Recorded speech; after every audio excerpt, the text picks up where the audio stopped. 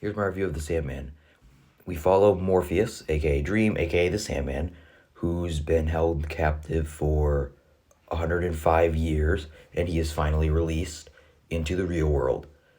And this show, I've already gone over the full plot in my previous post, but this show, I think, is at its best.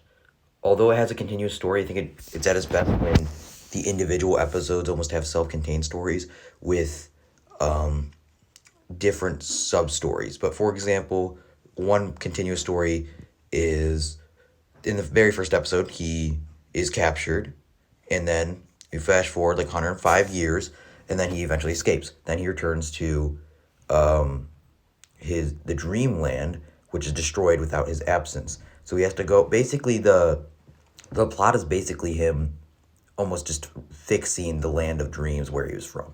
And I think this show excels in in its main episodes with a lot of its side stories, with it being about life and death and the curse of immortality. For example, there's an episode where he grants a man with immortality, and during the peasant times, and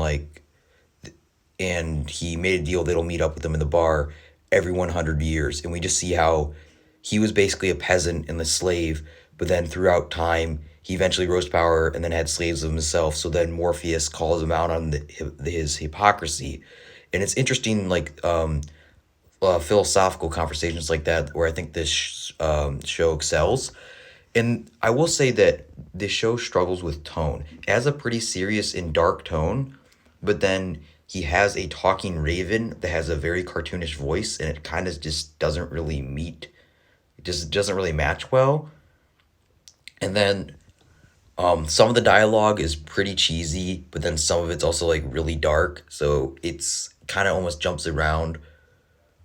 And but I think it excels with different ideas.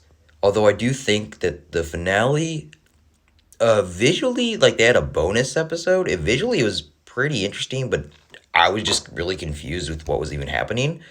But overall, I really liked it. It deals with all these different things. And there's another episode where this isn't Sandman who does this, but another character where he reveals like the deepest, darkest desires of just a bunch of people in like a diner. And it's just simple things like that. That's just kind of where the show excels in this different stories. And they just reveal their deepest, darkest thoughts. But overall, I really like Sandman himself. He's just such a calm character. And yes, I think that the show excels. Good CGI for the most part, good writing, and good individual stories. Overall, watch the show.